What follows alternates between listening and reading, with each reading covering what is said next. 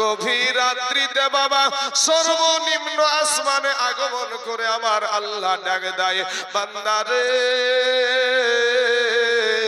ওরে বান্দা তোর রাত্রি বেলায় ঘুম আসে না রে বান্দা, বান্দা রে আজকে দেখ তুই দুনিয়াতে যাদেরকে খুশি করার জন্য তোর দেহটাকে প্রেশান করে ফেলেছিস, তুই যাদেরকে খুশি করার জন্য তোর শরীরটাকে প্রেশান করে ফেলেছিস, ক্লান্ত করে ফেলেছিস, ওরে বান্দা তুই ঘুমাতে পারিস নাই, কিন্তু তোর অপেক্ষা করে তোর মা কিন্তু জেগে নাই, তোর বাবা জেগে নাই, তোর বিবিও জেগে নাই, তোর সন্তানও জেগে নাই, কিন্তু আমি আল্লাহ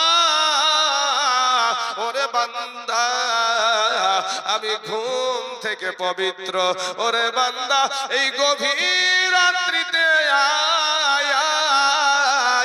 আমি আল্লাহর কাছে তওবা করে ক্ষমা চাই, আমি আল্লাহ তোর জীবনের সব গুনাহ মাফ করে দিব। জোরে বলেন সুবহানাল্লাহ।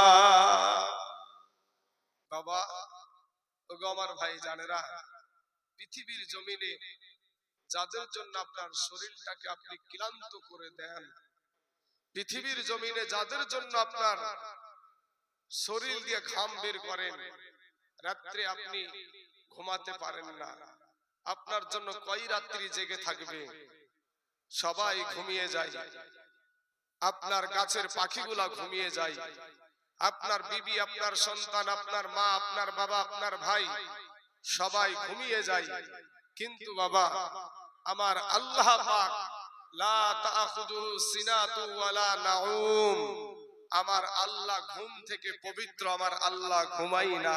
আমার আল্লাহ বলে, বান্দা রে আমি আল্লাহ এই নির্জন সময় আমি আল্লাহর কাছে তুই ডাক, আমি আল্লাহ তোকে ক্ষমা করে দেব। জোরে বলেন সুবহানাল্লাহ। বাবাজি আমার সোনা মানিকেরা, আমার ভাই জানেরা, আজকে আমার যুবক ভাইয়েরা অনেক দূরে, ইসলাম ধর্ম থেকে অনেকটাই দূরে, কিন্তু ভাই এই ইসলামকে প্রতিষ্ঠিত করেছে তোমাদের মতন যুবকেরা। আমার নবীর পাশে দাঁড়িয়ে, আমার নবীর পাশে দাঁড়িয়ে বিবিকে বিধবা করে দিয়ে, সন্তানকে এতিম করে দিয়ে এই ইসলামকে বাবা প্রচার করেছে। সম্মানিত আমার বাবাজি, আমার ভাই জানেরা, মুতার প্রান্তরে লড়াই হবে, যুদ্ধ হবে, তো ওই দিকে কাফেরদের সৈন্য হলো 1,00,000 আর মুসলমানদের সৈন্য হলো মাত্র 3,000। এই 3,000-এর ভিতরে আবার 3টা সেনাপতি বানালেন। যুদ্ধের ময়দানে সেনাপতি লাগে 1 জন, আমার নবী বানালেন 3 জন। প্রথম নম্বরে বললেন, কোথায় আমার পালিত পুত্র যায়েদ, দাঁড়িয়ে যাও। সঙ্গে সঙ্গে বাবা দাঁড়িয়ে গেলেন। উনারা তো বাবা আমাদের মতন ছিল না, নবীজির জবান দিয়ে কথা বের হতে দেরি হতো, কিন্তু তাদের মানতে দেরি হতো না। লাব্বাইক ইয়া রাসূলুল্লাহ বলে দাঁড়িয়ে গেলেন। তারপরে বলছেন, কোথায় আমার চাচাতো ভাই জাফর বিন আবু তালিব, দাঁড়িয়ে যাও। সঙ্গে সঙ্গে বাবা দাঁড়িয়ে গেলেন। তারপরে বলছেন, কোথায় আমার সাহাবী আব্দুল্লাহ ইবনে রাওহা, দাঁড়িয়ে যাও। সঙ্গে সঙ্গে বাবা দাঁড়িয়ে গেলেন। যুবক ভাই, নওজোয়ান তরুণেরা, দিলখানা একটু নরম করে দিবা ভাই। এই ভারতের জমিনে বাবা আমার নবীর নামে একটা কিতাব লিখেছিল 1920 সালে, আর ওই কিতাবটা আপনার প্রকাশ করেছিল 1927 সালে ইংরেজ আমলে। বইটার নাম দিয়েছিল রঙ্গিলা রসুল। তো যে বইটা লিখেছিল আমার নবীর শান মানকে বেইজ্জতি করে লিখেছিল, তো ওকে যে জাহান্নামে পাঠিয়েছিল, রঙ্গিলা রসুল যে বলেছিল তাকে যে জাহান্নামে পাঠিয়েছিল, সে কোনো মৌলবি ছিল না বাবা, সে কোনো মৌলবি ছিল না, হাফিজ ছিল না, মুফতি সাহেব ছিল না, একটা কাঠ মিস্ত্রি ছিল, নাম ছিল ইলমুদ্দিন। ইলমুদ্দিন ওর মার কাছে গিয়ে বলছে, মা গো, আমাকে জন্মের মতন দেখে নাও মা, আমার হয়তো এই জীবনেতে এই দুনিয়াতে আর থাকা হবে না। কেন বাবা, কি হয়েছে? বলে, আমার নবীকে যেই ব্যক্তি রঙ্গিলা রসুল বলেছে তাকে আমি দুনিয়াতে রাখবো না। বাবা কাঠমিস্ত্রির কাজ করে কিছু পয়সা গুছিয়ে একটা অস্ত্র দিয়ে এই দুনিয়ার বুক থেকে তাকে জাহান্নামে পাঠিয়েছিল। কিন্তু ওই 23 বছরের ইলমুদ্দিন আপনার উনাকে যখন কারাগারে বন্দী করা হয়েছিল, মুসলমানেরা বলেছিল যে তুমি এতটুকু শুধু বলিও যে আমি যখন ওকে হত্যা করি তখন আমার জ্ঞান ছিল না, আমি সজ্ঞানে তাকে মারিনি, বাকিটা আমরা দেখে নিব। ইলমুদ্দিন বলেছিল, না, আমি স্বইচ্ছায় সজ্ঞানে আমার নবীর সঙ্গে দুশ্মনী করার কারণে ওকে আমি দুনিয়া থেকে বিদায় করে দিয়েছি। জোরে বলবেন না একবার সুবহানাল্লাহ। বাবাজি আমার সোনা মানিকরা, আমার ভাই জানেরা গো, তো বাবা এই যুবক, তোমরাও যুবক, তো মোতার প্রান্তরে লড়াই হবে, যুদ্ধ হবে। সেই যুদ্ধের ময়দানে সেনাপতি লাগে একজন, আমার নবী বানায় আছে 3 জন। এখান থেকে এই 3 জন বুঝে নিয়েছে যে এই 3 জনের ভিতরে একজনও বাড়ি ফিরবে না। এখান থেকে বোঝা যায় যে নবীজি গায়েবের সংবাদদাতা। কারণ ওই 3 জন যে বাড়ি ফিরবে না তারাও তো জানতো না, কিন্তু নবীজি একজন লাগবে সেনাপতি, নবী বানালেন 3 জন। অতএব এখান থেকে বোঝা যায় নবীজি গায়েবের সংবাদদাতা। কবি বলছেন, ওরে কোন পাগলে বলে নবী গায়েব জানে না, এলেম শহর গো নবী শাহে মদিনা। আরে কোন পাগলে বলে নবী গায়েব জানে না, এলেম শহর গো নবী শাহে মদিনা। ওরে কুরআন হাদিস পড়লেই শুধু আলেম তো হয় না, কোরআন হাদিস পড়লেই শুধু আলেম তো হয় না।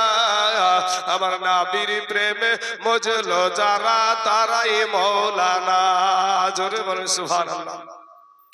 আমার নবীর প্রেমে মজলো যারা তারাই মৌলানা।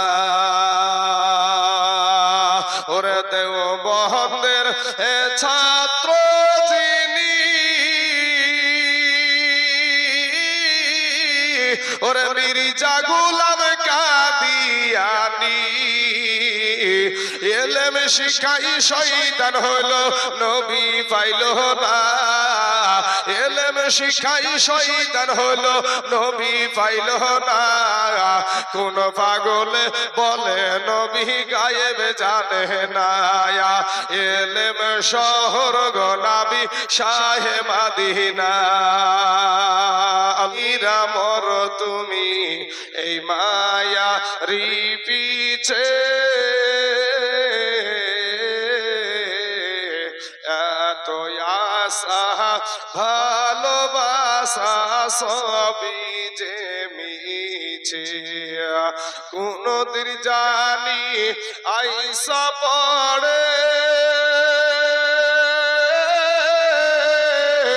আজরাইলের হাতের চিঠি, বাবা কোনদিন জানি আইসা পড়ে আজরাইলের হাতের চিঠি। ওই যে দেখো ডাকিতেছে ভাই গো কবরের মাটি, ওই যে দেখো ডাকিতেছে বাপ গো কবরের মাটি। আল্লাহুম্মা সাল্লি আলা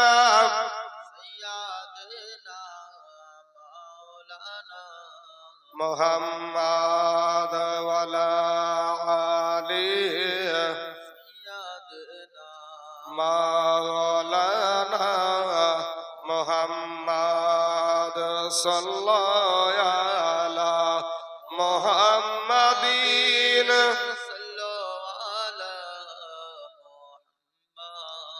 हरदम ज़बान से निकालो पाक, हरदम ज़बान से निकालो शफीयाना सल्लल्लाहु अलैहि वसल्लम। बाबाजीर আমার ভাই জানেরা, আল্লাহ পাক রব্বুল আলামিন পবিত্র কোরআন শরীফে বলেছেন, খুলিকাল ইনসানু দাঈফা। আল্লাহ পাক কোরআনে বলছেন যে আপনি বড় দুর্বল। আল্লাহ পাক দুর্বল বলেছে যেহেতু আপনি দুর্বল। মাইকম্যান ভাইকে বলবো, ভাই আপনার মাইকে কিন্তু মুখকে শুকায়া ফেলছে, গলা টানছে। মুখে রস না থাকলে ভাইরে বক্তা কি করে বক্তব্য দিবে? আমরা বক্তা দিয়ে বেড়াচ্ছি, তাই তুমি এই জায়গাটা ঠিক করার চেষ্টা করো। গলা টানছে তোমার মাইকে এবং মুখকে শুকায়া ফেলছে, মুখে রস থাকছে না। বাবা যে আমার সোনা মালিকের আমার ভাই জানেরা, আমি আপনাদেরকে বলবো যে ভাই একটু আপনারা ধৈর্য ধরে আমার সঙ্গে একটু আখিরি মোনাজাত করে যে যাবেন, এই আশা করে রেখে আমি আলোচনা শুরু করছি। আমার আল্লাহ পাক যতটুকু আমাকে বলার তৌফিক দিবে ততটুকু আমি বলতে পারবো, তার বেশি নয়। সম্মানিত আমার বাবাজি আমার ভাই জানেরা, আল্লাহ পাক বলছেন, বান্দারে তোকে আমি বড় দুর্বল করে সৃষ্টি করেছি। আপনি আমি একটা মুরগির বাচ্চার কাছেও দুর্বল। একটা মুরগির বাচ্চা রাতের বেলায় যদি ডিম থেকে বের হয়, দেখবেন সকাল বেলায় ছেড়ে দিবেন তো হেঁটে বেড়ায়, ঠিক না? ঠিক হচ্ছে। আর আপনি আমি মায়ের পেটে একটা মুরগির বাচ্চা 21 দিন 22 দিনের ডিম থেকে বের হয়ে যায়। আর আপনি আমি মায়ের পেটে 8 মাস 8.5 মাস 9 মাস 9.5 মাস মায়ের পেটে থাকি। থাকার পরে মায়ের পেট থেকে প্রসব হওয়ার পরে মনে হয় আমরা হসপিটাল থেকে হাঁটতে হাঁটতে বাড়ি চলে আসি, নাকি? তাহলে একটা মুরগির বাচ্চার কাছেও দুর্বল। একবার দুরুদে পাক পড়েন, আল্লাহুম্মা সাল্লি আলা।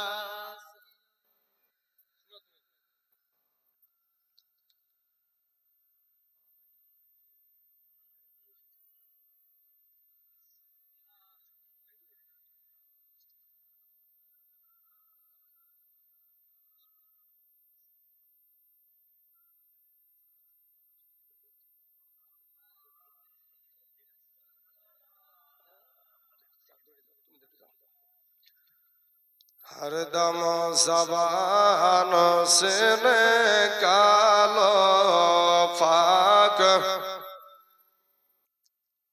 हरदम ज़बान से निकालो शाफी